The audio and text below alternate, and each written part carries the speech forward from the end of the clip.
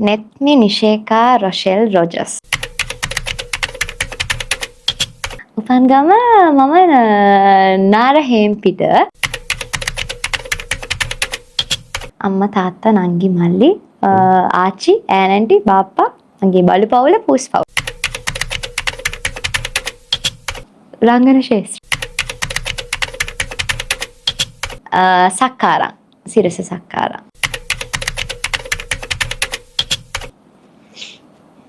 Ata තුනකට දෙකක් release වුණා. එකක් ලබන මාස රිලීස් වෙනවා. ආදරණීය ප්‍රාර්ථනා පාරමී, කම්බිලි සමාධි, නේත්‍රමායා මිනෝලි. ආපස්සට හැරිලා බලද්දි විශේෂයෙන්ම මේ කලා ශාස්ත්‍රයට ආවට පස්සේ මං හරි ආසයි මේ අවුරුදු 5ක් වගේ කාලයක් මම කලා මම බොමිලි ජාතික පාසල තමයි මගේ පාසල. ඉතින් ඒකෙන් උසස් පෙළ හදාරලා ඒ තුනක් අරගෙන ශ්‍රී ජයවර්ධන විශ්වවිද්‍යාලයේ කළමනාකරන පීඨේ උපාධියක් ලබා ගන්න. මම හැම වෙලෙම හිතන්නේ මේ වෙලාවෙත් ජීවිතේ දේවල් කරන ගමන් ඒ කරන තියෙන හැම ස්ටෙප් එකකින්ම මම කැමති ජීවිතේ විඳින්න, ජීවිතේට දෙයක් එකතු කරගන්න, මතකයක් එකතු කරගන්න. ඉතින් ජීවිතේ විඳින ගමන් මගේ වැඩ ටික හිමිසාරේ කරගන්න. මේ කතාව මගේ ජීවිතයේ හැරවුම් ලක්ෂය ආක්ෂා දෙවෙනිනම.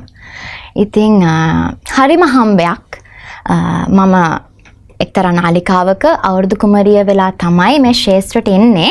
ඒ කියන්නේ එතකොටත් මට ශාස්ත්‍රයට එනවා රංගන ශිල්පිනියක් වෙනවා කියන එක එහෙම මගේ හිතේ තිබෙත් නෑ. ඒකට ලොකු ඒ කියන්නේ මගේ ගෙදරිනුත් එහෙම ලොකු කැමැත්තක් තිබ්බේ නෑ. ගෙදරින් කියන්නේ මගේ තාත්තගෙන්. හරිම ආදරේ. ඉතින් ආක්ෂ තමයි මං හිතන්නේ දැන් ටෙලිඩ්‍රාමා වලට මගේ ටර්නින් පොයින්ට් එකක් වුණා ආක්ෂ. ඉතින් ගොඩ දෙනෙක් ආදරේ. තාමත් මට මෙසේජස් එහෙම එනවා, කමෙන්ට්ස් දානවා. ඇයි දෙවෙනි නිමෙන් අයින් වුනේ අපිට පාළුයි අර එහෙම. මම පර්සනලි මං ආක්ෂා කියන චරිතයට ආදරේ කරා. ඉතින් මං හරි ලස්සනට ආක්ෂාට සමුදුන්නා. ඉතින් මං අදටත් මං කියනවා මගේ ප්‍රේක්ෂකයන් මං ගොඩක් ආදරෙන් මං සමුදුන්නා ආක්ෂාට. ඉතින්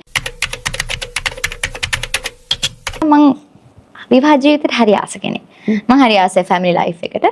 එතකොට යම් කාලෙක අනිතක මම ෆැමිලි ලයිෆ් එක මගේ ෆස්ට් තින් මම ආසයි ෆැමිලි එකත් එක්ක කාලය ගත කරන්න.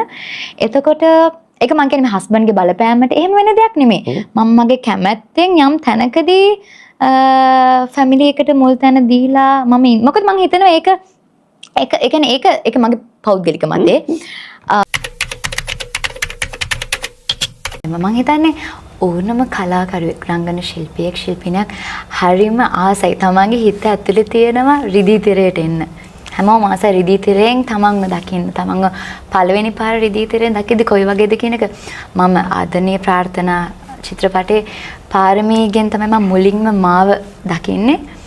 ඒක ඒ සතුට කියන්න බෑ කොහොමද කියලා. ඉතින් මම පුංචි කාලේ මට එහෙම ලොකුවට ෆිල්ම් බලන්න එහෙම අපේ ගෙදරින් මට අවස්ථාව හම්බුන්නේ නැහැ. මොකද තාත්තා මට හැම වෙලේම අධ්‍යාපනය තමයි තාත්තගේ මූලික තැන උනේ. මම කැම්පස් යනකම්ම තාත්තට ඕනේ එතනින් එහාටත් එහෙම තමයි.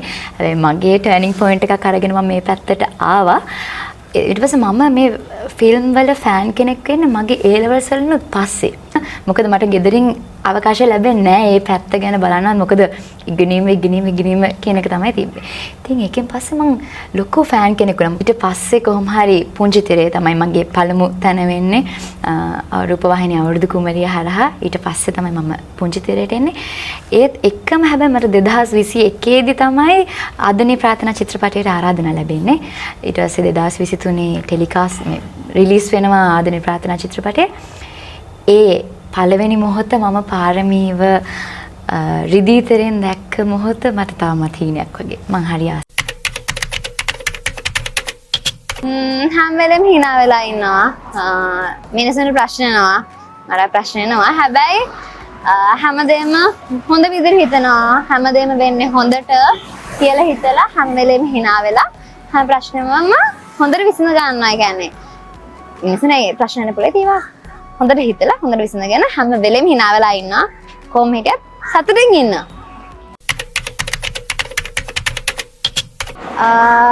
ප්‍රශ්න ගහන. ඒ කියන්නේ මෙහෙම මට තිබ්බ ප්‍රශ්න ගැන එහෙම ලොකු ප්‍රශ්න නෙමෙයි.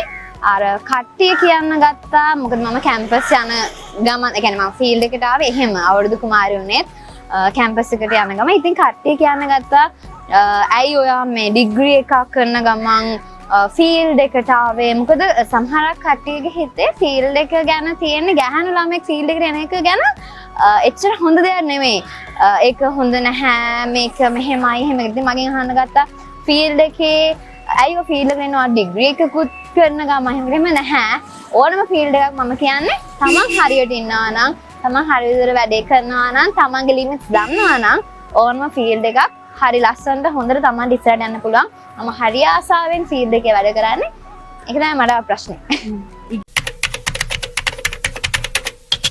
ගැහැණු ළමෙක් හෝ වේවා පිරිමි ළමෙක් අපි ඕනම ශාස්ත්‍රයේ ඉදිරියට යනවා නම් අපිට අපි ගැනම විශ්වාසයක් තියෙන්න ඕනේ.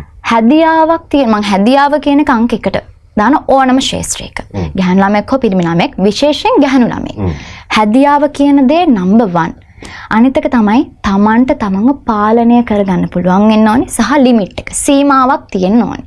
අපි හැමෝටම මං කියන්නේ අපි ගැහැණු ළමෙක් වුණාම ඒ කියන්නේ අපිට ඒක අපි විසින්ම හදාගෙන තියෙන්න ඕනේ යම් කිසි දේවල් ටිකක් අපි ඒ කියන්නේ රොෂෙල් අන්නතාවයක් එයා හදා ගන්න ඕනේ.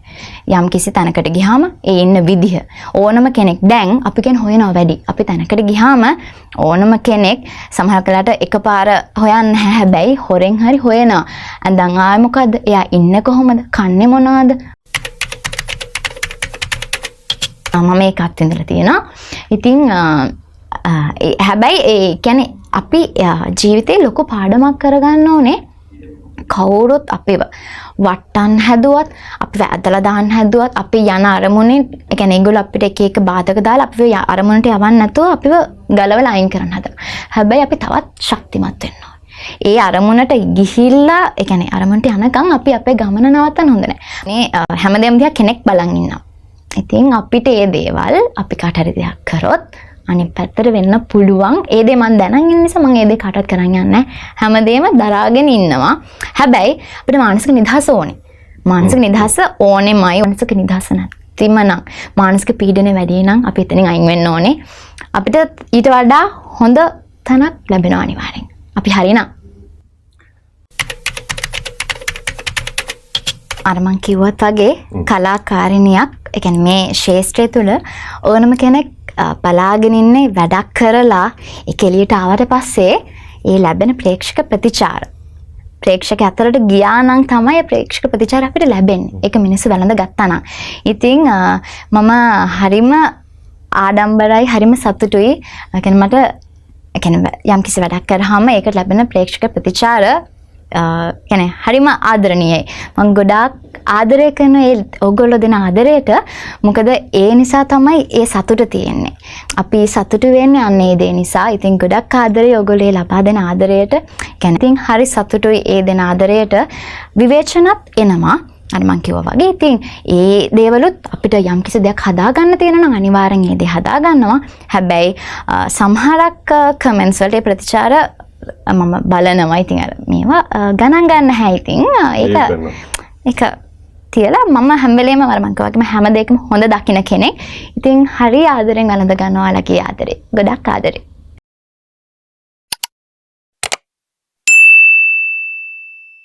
Subscribe to my channel.